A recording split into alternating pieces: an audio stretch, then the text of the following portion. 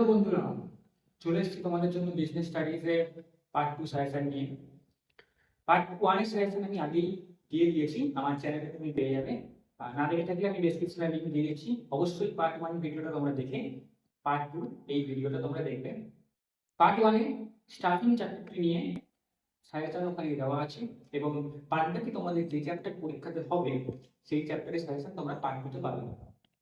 তাই বেশি কথা বাড়িয়ে লাভ নেই।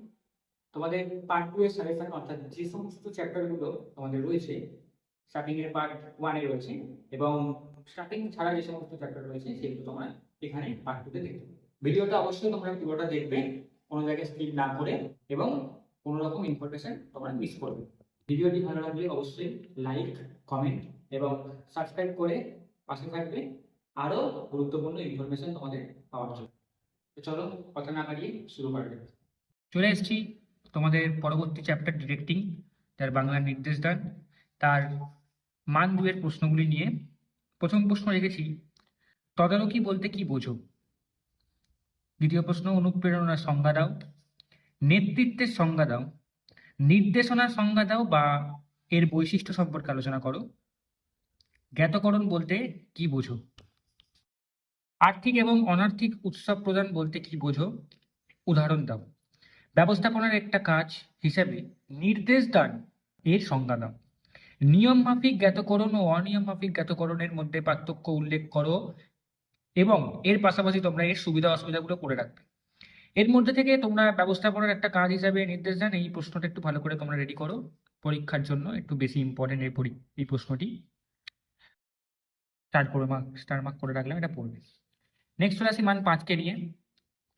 নির্দেশনার গুরুত্ব আলোচনা করো। জ্ঞাতকরণের গুরুত্ব আলোচনা করো। একজন ভালো নেতার গুণাবলীগুলি আলোচনা করো। একজন তদারককারীর কার্যাবলীগুলি লেখো। ম্যাসলোর অনুপ্রেরণার তত্ত্বটি সংক্ষেপে আলোচনা করো। ভেরি ভেরি ইম্পর্টেন্ট কোশ্চেন, এটা 4 মার্ক করলাম। জ্ঞাতকরণের বাধাগুলি আলোচনা করো, এটাও 4 মার্ক করলাম। জ্ঞাতকরণের বাধাগুলি অতিক্রমের উপায়গুলি লেখো। এই কটাই তোমাদের মান 5 রেখেছি আমি। এই চ্যাপ্টার থেকেও তোমাদের টোটাল 7 নাম্বারের প্রশ্ন আসছে, মানে 7 নাম্বার তোমাদের এখানে ক্যারি করবে। মান 2 একটা লিখতে হবে, মান 5 একটা লিখতে হবে। আমি এখানে লিখে দিচ্ছি। অপশানে থাকবে দুটো, অপশান থাকবে দুটি, একটি করবে। আর মান 5ও তাই, অপশান থাকবে দুটি, একটি করতে হবে।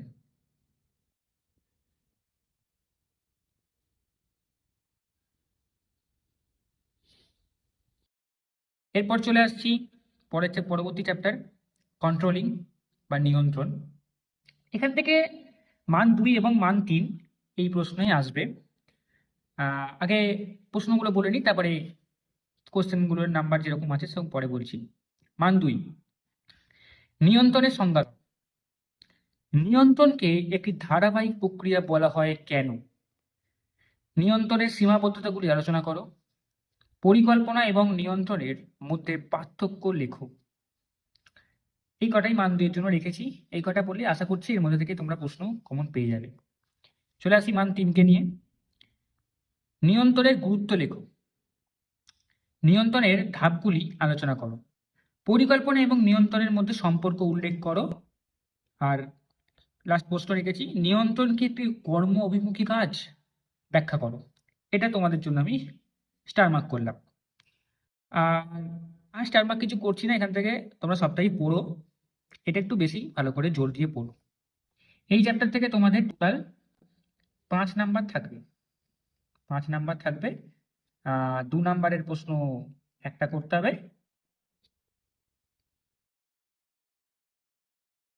ছোট ছোট করে দেখাচ্ছি 2 into 1।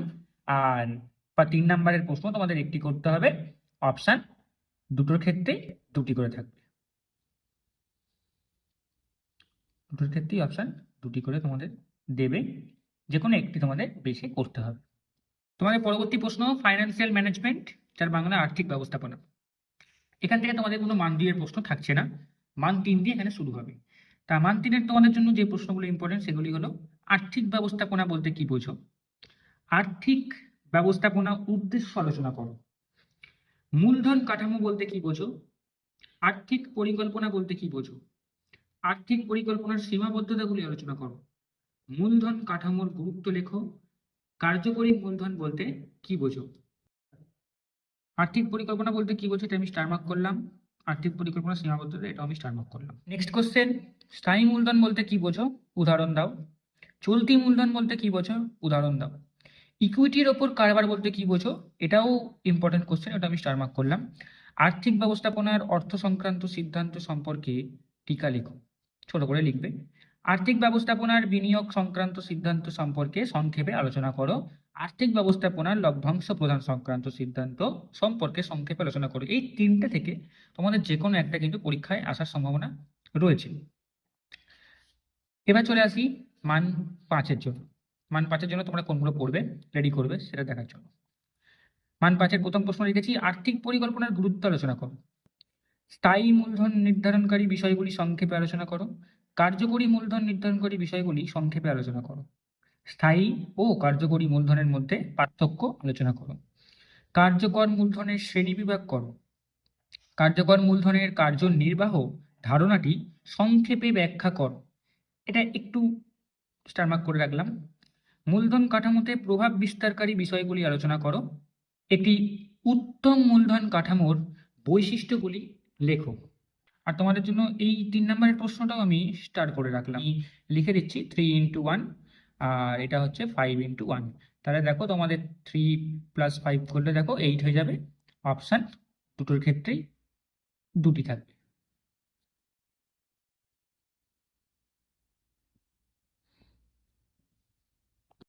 পরবর্তী চ্যাপ্টার ফাইন্যান্সিয়াল মার্কেট, যার বাংলা আর্থিক বাজার। এর মান 2-এর প্রশ্নগুলি হলো, আর্থিক বাজার বলতে কি বোঝো? টাকার বাজার বলতে কি বোঝো? টাকার বাজার কার্যাবলীগুলি আলোচনা করো। মূলধনের বাজার বলতে কি বোঝো? ডিম্যাট অ্যাকাউন্ট বলতে কি বোঝো? এর পাশাপাশি তোমরা এর সুবিধাগুলোও পড়ে রাখবে। ডিপোজিটরি বলতে কি বোঝো? পাশাপাশি তোমরা সুবিধাগুলোও পড়ে রাখবে। বিএসই এর প্রধান উদ্দেশ্যগুলি উল্লেখ করো। বিএসই মানে, বিএসইর পুরো কথা হচ্ছে তোমরা জানো, বোম্বে স্টক এক্সচেঞ্জ। আর পরবর্তী প্রশ্ন, এনএসই এর প্রধান উদ্দেশ্যগুলি উল্লেখ করো। এনএসির পুরো কথা হচ্ছে ন্যাশনাল স্টক এক্সচেঞ্জ।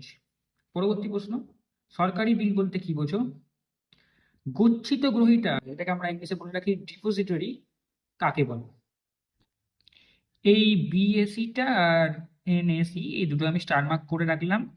মান 2-এর ক্ষেত্রে তোমাদের এখানে একটি করতে হবে, অপশান তোমাদের দুটি থাকবে। আমি এখানে লিখে দিচ্ছি অপশান দুটি। আর এর পরবর্তী মান থাকবে তোমাদের 3। এই চ্যাপ্টার থেকে কোনো 5 নম্বরের প্রশ্ন তোমাদেরকে করতে মান 3-এর যে প্রশ্নগুলো আমি রেখেছি তার আগে তোমার নাম্বার বিভাজনটা বলে দিই।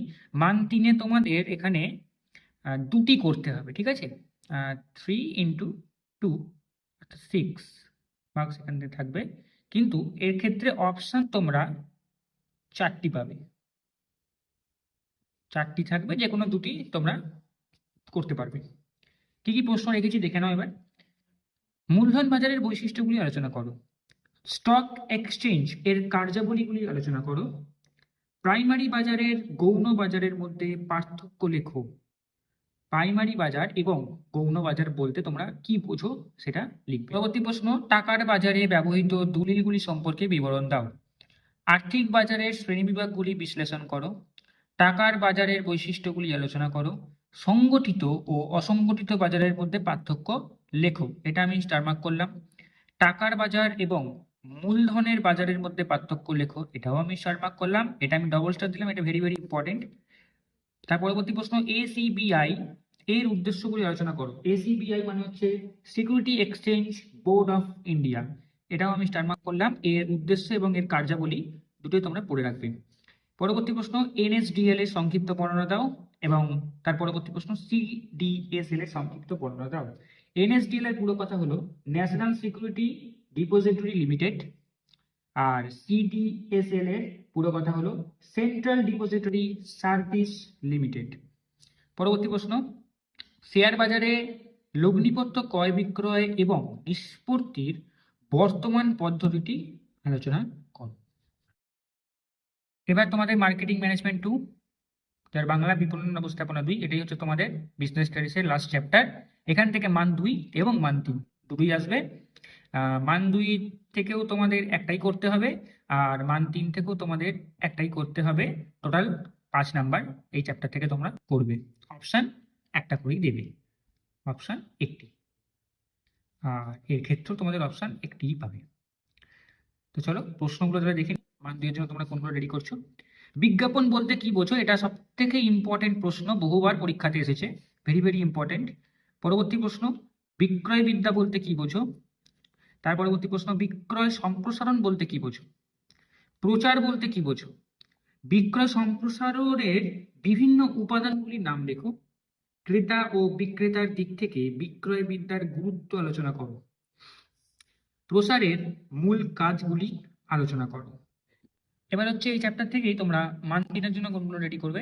প্রচার ও বিজ্ঞাপনের মধ্যে পার্থক্য লেখো, বা ধরো এটা তোমাদের দিতে পারে যে প্রচার আর বিজ্ঞাপন কি একই না আলাদা, তা ব্যাখ্যা করো। একই ধরনের প্রশ্ন। প্রচারের গুরুত্ব আলোচনা করো। বিক্রয় প্রসারের কৌশলগুলি আলোচনা করো।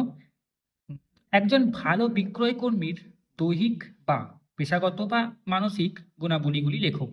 দিতে পারে তিনটের মধ্যে যে কোনো একটা, তোমরা তিনটেই পড়ে রাখবে, তাহলে তোমাদের পক্ষে সুবিধা হবে। পরবর্তী প্রশ্ন, কারবারি জগতে বিজ্ঞাপনের ভূমিকা লেখো। এটা আমি ডবল স্টার দিলাম, ভেরি ভেরি ইম্পর্টেন্ট। পরবর্তী প্রশ্ন, বিজ্ঞাপনের অর্থনৈতিক সুবিধা এবং সামাজিক সুবিধাগুলি আলোচনা করো। তারপরের প্রশ্ন রাখলাম, বিজ্ঞাপন একটি অপব্যয়, এই উক্তিটির পক্ষে এবং বিপক্ষে যুক্তি দাও। ভেরি ভেরি ইম্পর্টেন্ট, এটাও আমি ডবল স্টার করলাম। বিজ্ঞাপন একটি অপব্যয়, এই প্রশ্নটা নিয়ে তোমাদের মানে অনেকে বলে যে বিজ্ঞাপন নাকি ভালো, অনেকে বলে বিজ্ঞাপন খারাপ, তা ওটা নিয়েই তোমরা পক্ষে বা বিপক্ষে যে যুক্তিগুলো রয়েছে সেগুলো একবার পড়ে নেবে, এটা ইম্পর্টেন্ট তোমাদের জন্য। পরবর্তী প্রশ্ন, বিজ্ঞাপন ও বিক্রয় বিদ্যার মধ্যে পার্থক্য লেখো বা পার্থক্য উল্লেখ করো। লাস্ট প্রশ্ন লিখেছি, বিজ্ঞাপন ও বিক্রয় প্রসারের মধ্যে পার্থক্য লেখো। আশা করি এই সাজেশন দ্বারা তোমরা উপকৃত হবে। ভালো করে পরীক্ষা দিও। All the very best.